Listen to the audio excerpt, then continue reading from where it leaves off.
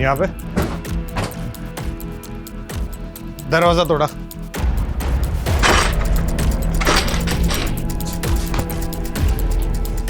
Search करो पूरा घर पाटिल, और ये खिड़की खोलो।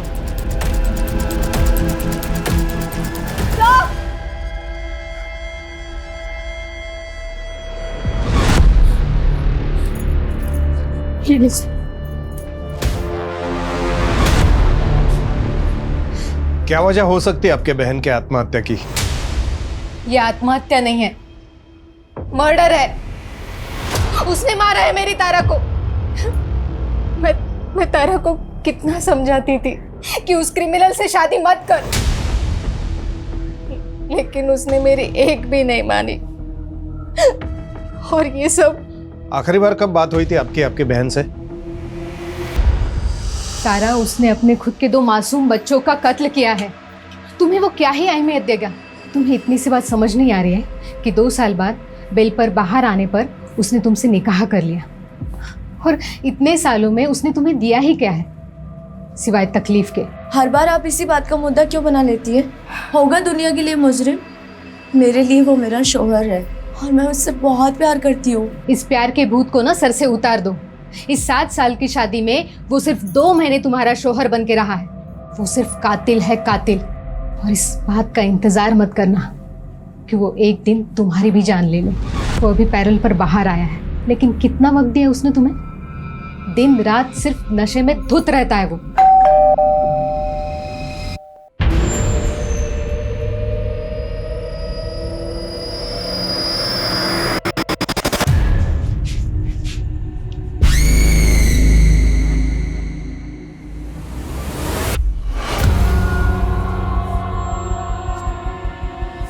उस दिन भी नशे में धुत था वो। 1 नंबर का एहसान फरामोश आदमी है वो।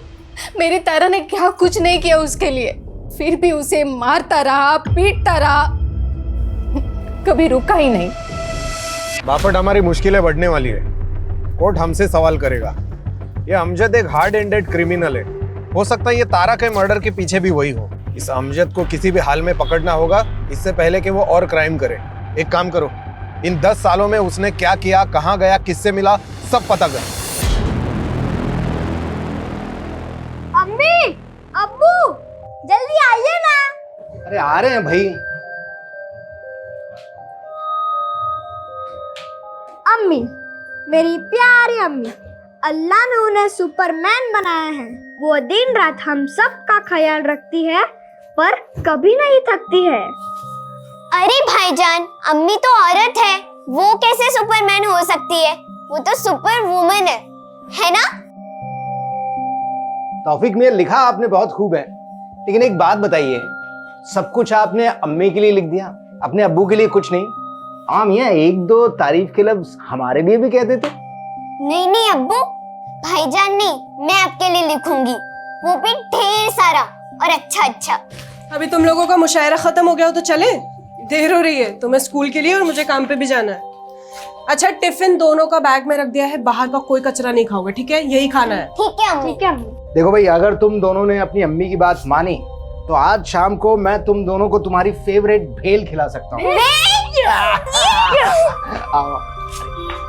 अरे जल्दी चलो चलो चलो, बाय।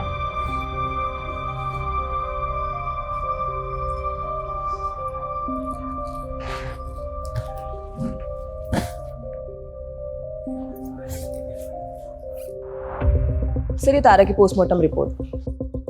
सर, उसके शरीर में कोई सब्सटेंस, जहर या नशीला पदार्थ नहीं मिला। उसकी मौत गले की हड्डी टूटने से ही हुई है, लेकिन उसके गले पर उंगलियों के मार्क्स मिले। और स्टूल की हाइट? सर, स्टूल की हाइट और तारा की हाइट के अकॉर्डिंग फांसी का फंदा लगाकर लटकना नामुमकिन तो नहीं, लेकिन मुश्किल जरूर रहा होगा। मतलब पॉसिबल है तारा को पहले गला दबाकर मार दिया गया।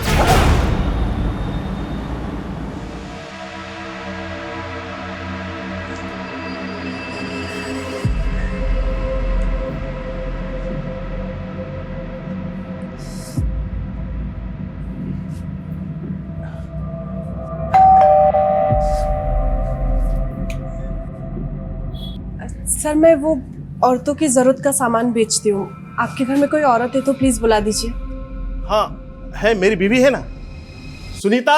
अगे सुनीता, बाहर है। शायद वो बाथरूम में होगी। अरे आप बाहर क्यों खड़ी है? अंदर आइए, अंदर आके उसे आराम से समझा दी। आइए आइए आइए।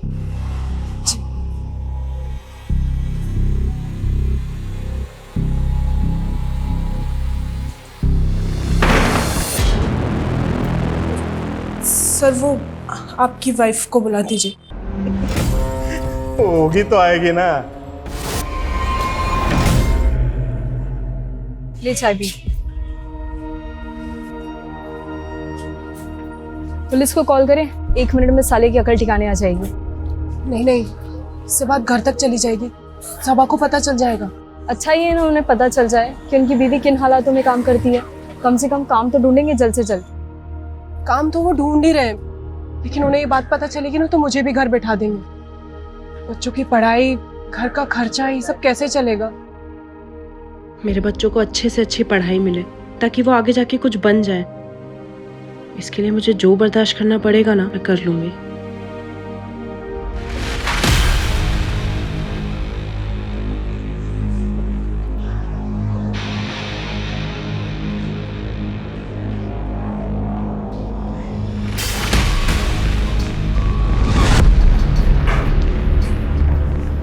ये पूरी लिस्ट क्रॉस चेक करवाओ।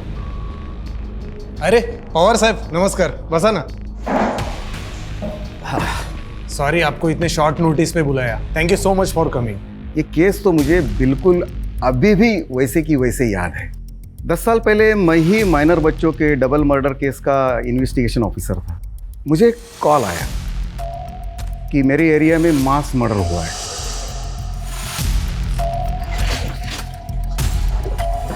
साहब बघा, आग आ रहे थे। दोनों बच्चों को गला दबाकर मारा गया था।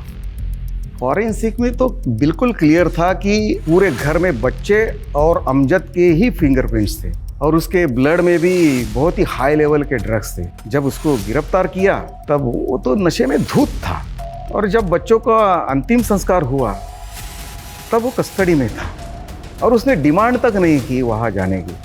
पवार साहब हमें डाउट है कि तारा का मर्डर भी उसी ने किया है। तारा के गले पर फिंगरप्रिंट्स मिले हैं हमें। प्रॉब्लम यह है कि इतना खतरनाक गुनहगार गायब झाला है और पता नहीं वो आगे जाके क्या करेगा।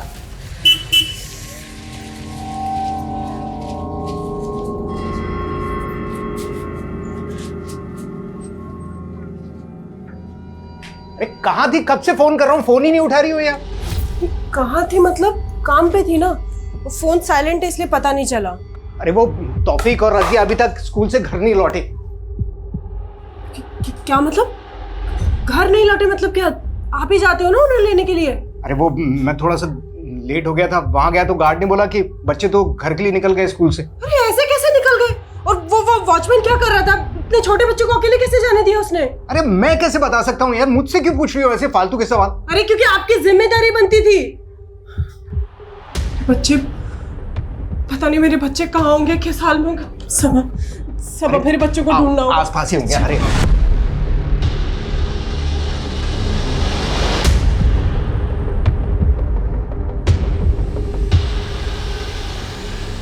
ठीक है सर, मैं फाइल भिजवाता हूँ आप जाएं।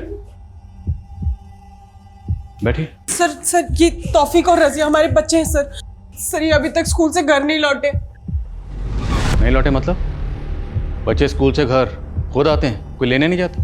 कोई स्कूल बस या वैन? सर इनकी छुट्टी के वक्त मैं काम पे रहती हूँ तो सबा उनको लेने जाते हैं। आज इनको थोड़ी देर हो गई तो वॉचमैन ने उनको रोका ही नहीं, बस जाने दिया। किस स्कूल में पढ़ते हैं? सर मैंने दोनों बच्चों को रोकने की कोशिश की, दोनों बच्चों ने मुझे बेवकूफ़ बनाया और वहाँ से भाग गए सर, और मैं कुछ नहीं कर पाया।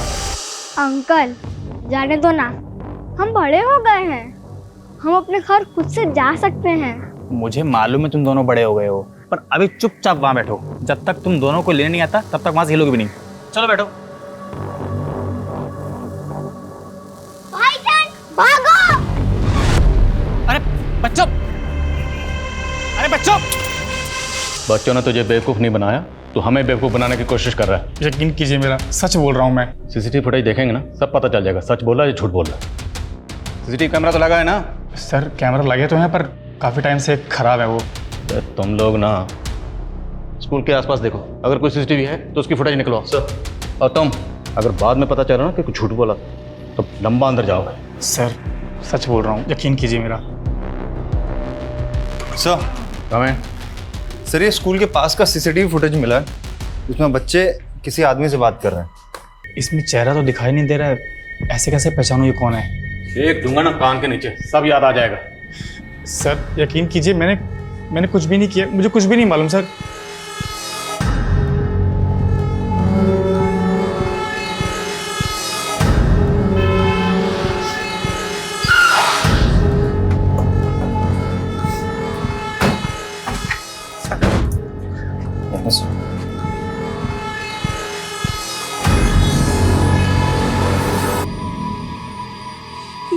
ये कौन है ये आदमी? सुबह ये आदमी कौन है? ये कहाँ लेके जा रहे हैं मेरे बच्चों को? बेफिक्र रहिए, हम जल्द पता लगा लेंगे आदमी कौन है और आपके बच्चों को लेकर कहाँ गया है। अरे सब कुछ अकेले करती हूँ मैं, आपका, बच्चों का, घर का, सबका। इतनी जिल्लत बर्दाश्त करके 4 पैसे कमा के लाती हूँ कि गुजारा हो सके हमारा। सबके बदले में आपको सिर्फ एक काम सौंपा था, बच्चों को स्कूल से लेकर आने का, वो भी नहीं कर पाए आप। इतना सा काम नहीं कर पाए आप। पता नहीं मेरे बच्चे कहाँ होंगे, कौन लेके गया होगा। हो गई गलती, कैसे ठीक करूं इस गलती को?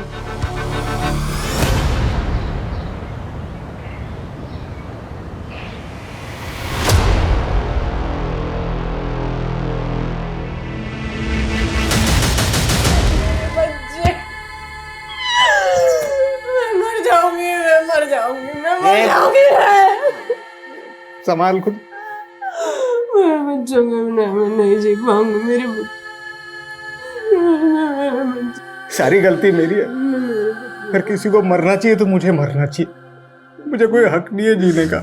मेरे बच्चों का ख्याल नहीं है, मैं मर जाऊं। मेरे बच्चों को नाज, नाज, नाज, नाज।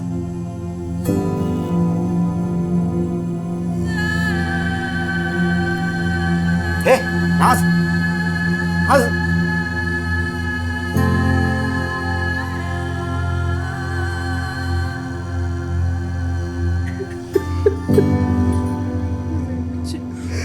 सब मेरे बच्चे, मेरे बच्चे। वाघमारे, उन दोनों के कॉल डिटेल्स मुझे आज के आज मिल जाने चाहिए। सर, हाँ सर अमजद के बारे में पता चला है कि उसका सिर्फ एक ही दोस्त है, मलिक, जो 6 साल से उसके साथ जेल में था। दोनों एक ही बैरक में थे और वहीं पे दोनों की दोस्ती हुई।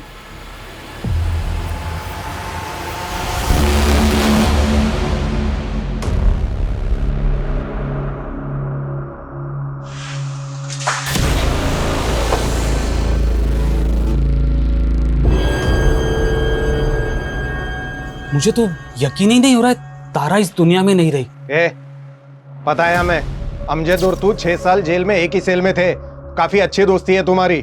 चल बता, अमजद क्या प्लान कर रहा था आणि आता कुठे है तू? साहब कुछ बोल नहीं सकते उसके बारे में, कोई भरोसा नहीं है उसका। वो कब क्या करेगा, बहुत उल्टी खोपड़ी का आदमी है वो।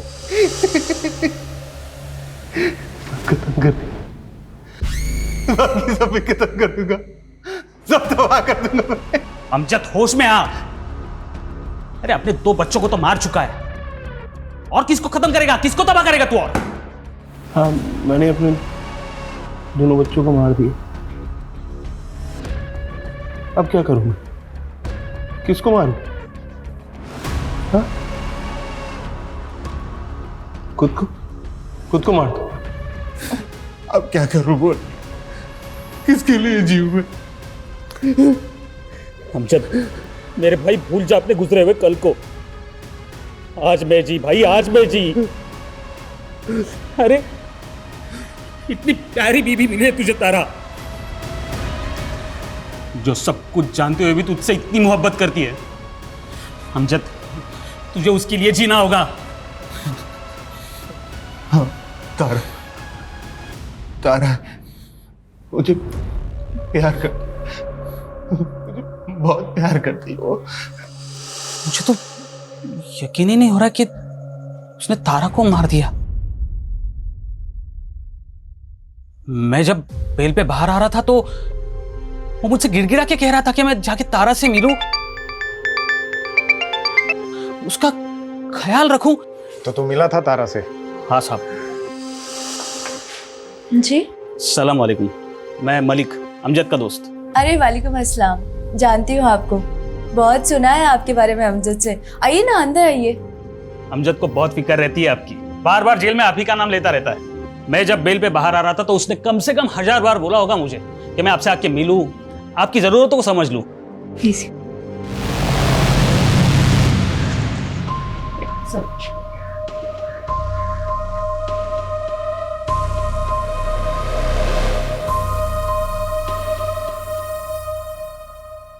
मलिक, ये अमजद जब पैरोल पर बाहर आया था तो दोस्ती का फर्ज निभाने तू मिला भी था ना उसे। झगड़ा हुआ था तुम्हारा, और वो भी उसी रात जिस रात उसने तारा का मर्डर किया था। और मैं पूछ नहीं रहा हूँ, बता रहा हूँ, इसलिए बिना टाइम वेस्ट किए जो कुछ भी हुआ था बता दे। बोल लौकर।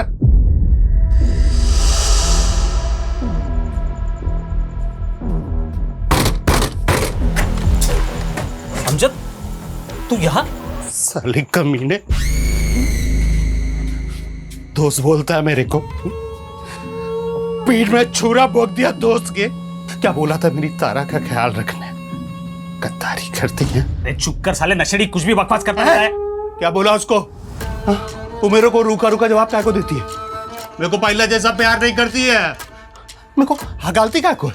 साले हमेशा ऐसे गुस्से में ही घूमेगा। अरे जरा शांत दिमाग से बैठकर सोच लिया कर कभी। 6 साल हो गए तुम लोगों के निकाह को, निकाह के बाद से तू जेल में है। क्यों वो तेरा इंतजार करेगी इतना? हो सकता है वो किसी और को चाहने लगी हो, किसी और से प्यार करने लगी।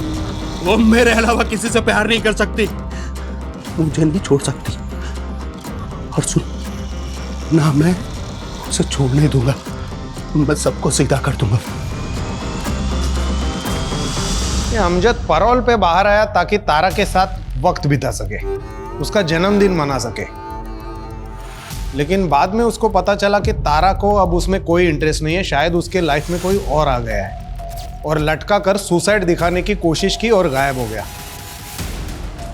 लेकिन ये अमजद अब है कहां और क्या करने वाला है कुछ नहीं पता।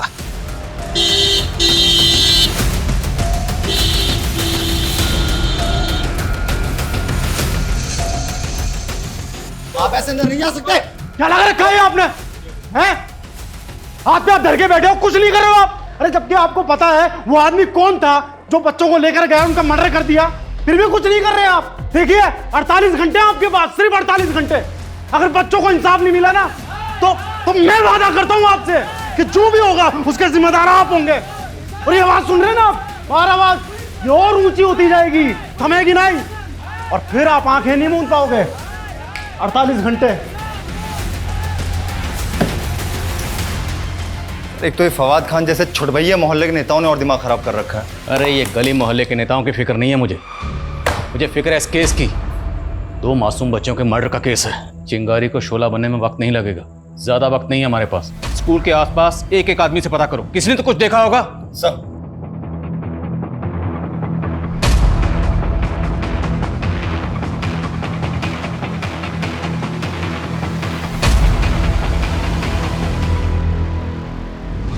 साहब, मैं देखा उस आदमी को, बनता सा लग रहा था, बड़ी दाढ़ी थी। स्केच बनवा सकते हो? हाँ, बनवा सकता हूँ। सर, अमजद को आखिरी बार कोल्हापुर बस स्टैंड पर देखा गया था। मुझे लगता है शहर छोड़कर भाग गया होगा। लेकिन भाग कर गया कहां होगा? ठीक है, ये स्केच डिपार्टमेंट की साइट पे अपलोड करो, शायद कहीं से कोई इन्फॉर्मेशन मिले। किसी भी तरह से पता करो ये आदमी कौन है। तो छोटे मासूम बच्चों की मौत का मामला है, केस को हल्के में नहीं ले सकते। इस स्केच को बच्चों के घर वालों को दिखाते हैं, शायद वो बता पाए कि आदमी कौन है। सर नहीं सर, मैंने इसे कभी नहीं देखा। सर ये मेरे बच्चों को कैसे जानता है पता नहीं। हमारी दुनिया तहस नहस कर दी सर, सब उजाड़ दिया।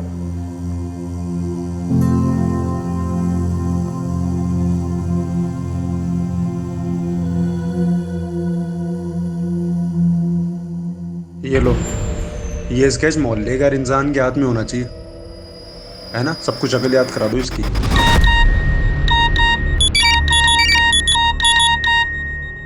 तुम सबके सब लोग कर क्या रहे हो? सो रहे हो क्या? जो स्केच डिपार्टमेंट की साइट पे लोड होने के लिए बना था वो लोगों के मोबाइल में घूम रहा है, मैसेजिंग ऐप पर। कैसे लीक हुआ ये? हाँ? Hello, what? Please thank you sir. जिस आदमी को आप ढूंढ रहे हो उसका नाम अमजद खान है। 10 साल पहले उसने अपने 2 बच्चों को बेरहमी से मार दिया था, उसी की सजा काट रहा था। सर 15 दिन पहले पैरोल पर बाहर निकला, अपनी बीवी तारा का मर्डर किया और फरार हो गया। तारा मर्डर केस? जी जी सर, ये लीजिए।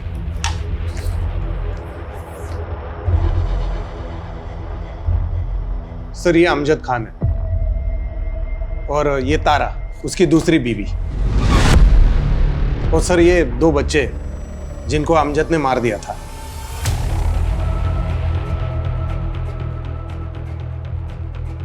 सर ये नुसरत है, अमजद की पहली बीवी। तो नाज़नीन? नाज़नीन? नहीं सर, ये नुसरत है, नुसरत आजमी, अमजद की पहली बीवी। जिन 2 बच्चों के अमजद ने मर्डर किए वो इसी से थे। नो नो नो, जिन 2 बच्चों के मर्डर में हम अमजद को ढूंढ रहे हैं ये उन 2 बच्चों की माँ है, नाज़नीन। सर हमारे इन्वेस्टिगेशन में हमें पता चला कि अमजद अपने पहली पत्नी को बहुत मारता पीटता था। उन 2 बच्चों का मर्डर करने से कुछ दिन पहले उसने इसको बहुत मारा पीटा था और घर से बाहर निकाल दिया था, फिर बाद में बच्चों का मर्डर किया। मतलब ये नाज़नीन पहले नुसरत थी, तो सबा से पहले ये अमजद की बीवी थी। सबा, सबा मेरे पास अब ज्यादा वक्त नहीं बचा है। मेरे बच्चे मुझे अपने पास बुला रहे।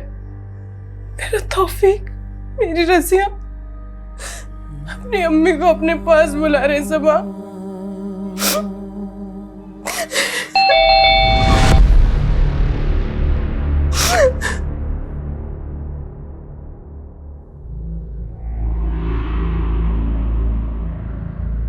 उस वीडियो में आपके बच्चों के साथ जाते हुए जो आदमी दिखाई दे रहा है ये उस आदमी का स्केच है।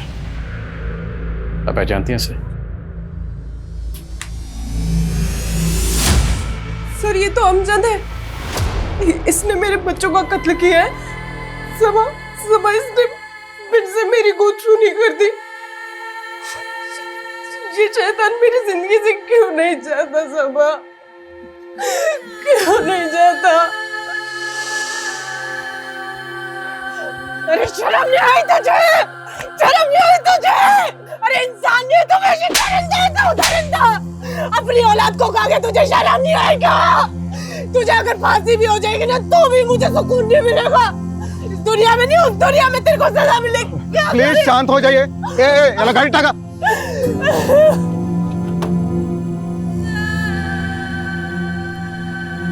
मैं उस इंसान के साये से भी दूर जाना चाहती थी, इसलिए मैंने उस घर से अपने बच्चों की यादें समेटी और वहां से निकल गई। और मैं फिर यहाँ आ गई अपनी खाला के घर। सबा मेरी खाला के पड़ोसी थे। अमजद की औलाद तौफीक मेरी गोद में होते हुए भी सबा ने मुझसे मोहब्बत की, मेरे लिए निकाह का पैगाम भेजा। खाला के समझाने के बाद मैंने सबा से निकाह कर लिया और शादी के कुछ साल बाद रज़िया पैदा हुई। बहुत खुशहाल परिवार था सर हमारा, लेकिन इस अमजद ने इसने एक बार फिर से मेरी गोद सूनी कर दी। सब कुछ खत्म कर दिया इसने।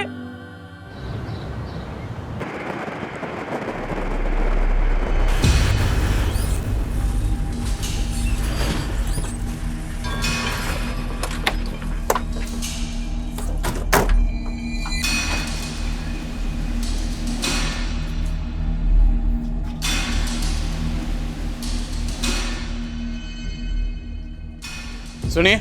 जी साहब। इस घर में अमजद रहता था, आप जानती हैं उसे? जी साहब, वो खौफनाक मंजर याद है मुझे, मैं यही थी। आज भी दहशत होती है उस वक्त को याद करके। दिन रात अपनी पत्नी नुसरत को मारते रहते थे वो। अमजद भाई मत मारिए इसे। गुस्से में उन्हें इस बात का इल्म भी नहीं होता था कि वो बेचारी पेट से थी। कभी कभी तो डर लगता था कि पिटते पिटते कहीं मर ना जाए। मैंने नुसरत को सलाह भी दी थी कि अमजद भाईजान को तुम दिखवाओ। दिखवाओ मतलब कहाँ दिखाओ? उस समय एक पीर का बहुत नाम था। कुछ 8-9 साल पहले इस इलाके में उन्हीं का जादू छाया हुआ था। वो ये क्या नई कहानी है? कहानी नहीं है साहब, सच है। सब उसे फरिश्ता कहा करते थे। वो फरिश्ता मर्दों की मुसीबत हल करने के लिए दवा करता था। मेरे शौहर भी उन्हीं के मुरीद थे। मैं भी एक बार अपने शौहर के साथ उस जगह गई थी। साहब, हम अपनी परेशानी एक पर्ची पर लिखकर उस बूढ़े आदमी को देते थे और वो अंदर जाकर फरिश्ते को वो पर्ची देता था। फरिश्ता उस परेशानी का हल जवाब के तौर पर पर्ची पर ही लिख कर देता था, मगर कभी हमारे सामने नहीं आता था। वो बूढ़ा कहाँ है जो पर्ची लिखकर अंदर देता था? वो बूढ़ा साहब, वो तो कब का मर चुका है। आप भी तो गई थी ना उस फरिश्ते से मिलने, तो आपने देखा होगा, कुछ तो याद होगा आपको। नहीं साहब। और आपके शौहर, उनको लेकर गई थी ना आप वहाँ पे, उन्होंने देखा होगा, उनको कुछ याद होगा। नामुमकिन है साहब, और अगर मुमकिन है भी तो वो इस हालत में नहीं है कि आपको कुछ बता पाए। हैं कहाँ आपके शौहर? साहब, दारू की लत लगी है उन्हें। 24 घंटे नशे में रहते हैं वो। नमस्कार। हेलो, कुछ पूछना है आपसे। 10 साल पहले आप जिस फरिश्ते के यहाँ जाते थे, उसका नाम या शक्ल या कुछ भी याद है? मैं अकेला थोड़ी जाता था, सब लोग जाते थे। तुम भी तो जाते थे उधर। दिमाग खराब है तुम्हारा? आज़ादा पी लिया क्या? दिमाग भी मेरा ठीक है और याददाश्त भी ठीक है। मैंने बहुत देखा है वो फरिश्ते के वहाँ चक्कर काटते, बहुत देखा है तुम लोगों को मैंने। तुम लोग मतलब वर्दी वाले, पुलिस वाले? सब पुलिस वाले जाते थे उधर, देखा है। नाम क्या है उस पुलिस वाले का? नाम मुझे याद नहीं है। अगर वो आदमी सच बोल रहा है तो मतलब शर्म आनी चाहिए। एक पुलिस वाला एक ढोंगी के यहाँ चक्कर काट रहा था। वो ना खुद सिर्फ उस बात को मान रहा था, बल्कि अंधविश्वास को बढ़ावा भी दे रहा था। गवाह है हमारे पास, चश्मदीद गवाह, जिसने कई बार आपको वो आपके फरिश्ते के यहाँ चक्कर काटते हुए देखा। और हमें यह भी पता है कि अमजद के बच्चों के मर्डर केस की तहकीकात आप ही कर रहे थे। वहाँ जाना, किसी को फॉलो करना, ये कोई क्राइम तो नहीं है? कोई क्राइम नहीं है।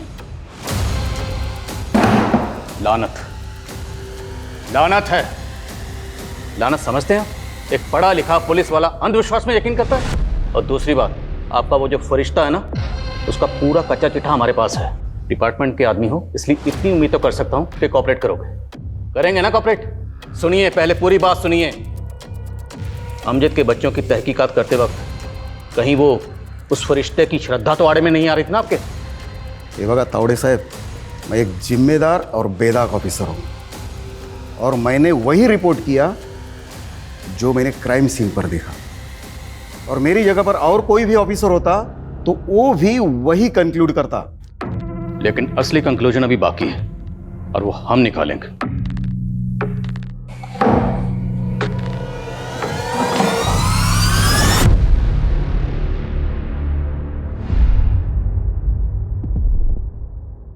सर, पता चल गया थाने में फरिश्ते की दुकान चलाने में मदद कौन कर रहा था। कौन है?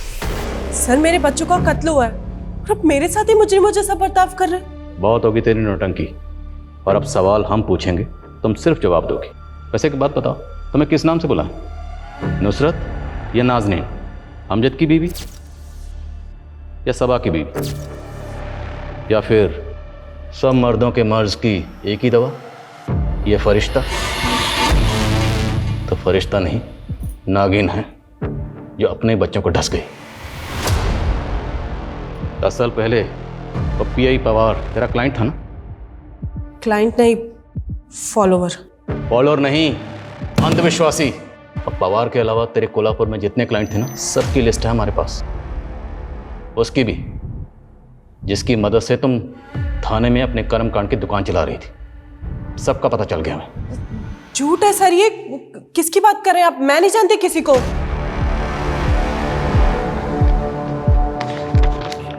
ये मेरा आशिक, जिससे तुम दिन में 10 बार बात करती थी, बार बार लगातार, जिसके साथ तेरा अफेयर था।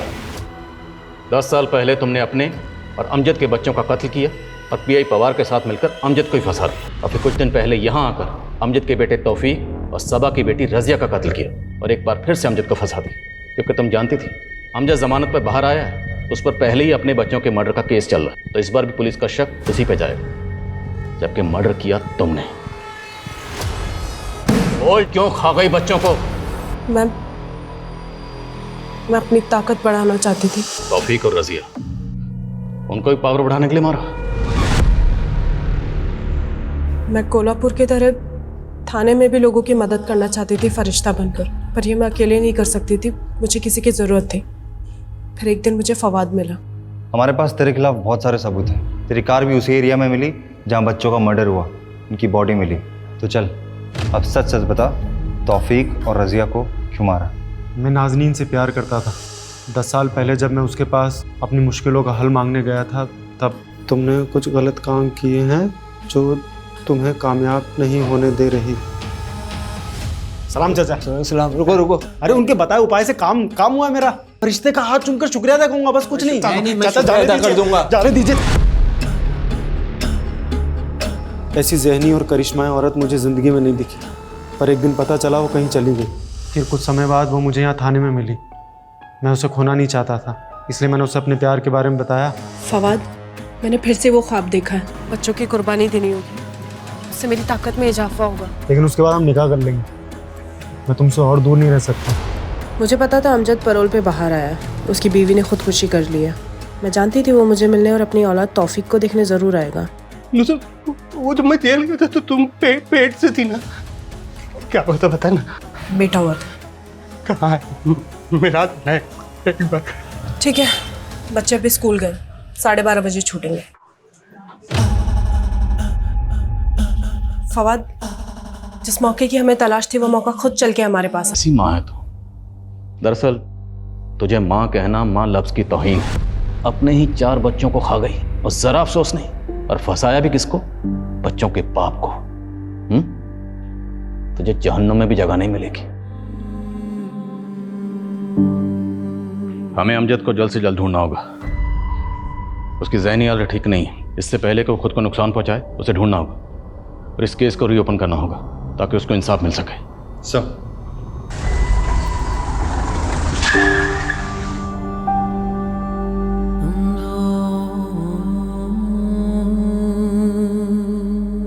अमजद सच बोल रहा था। उसने गुस्से में तारा की गर्दन पकड़ी जरूर थी, पर उसने तारा को मारा नहीं था। तारा ने खुदकुशी की थी।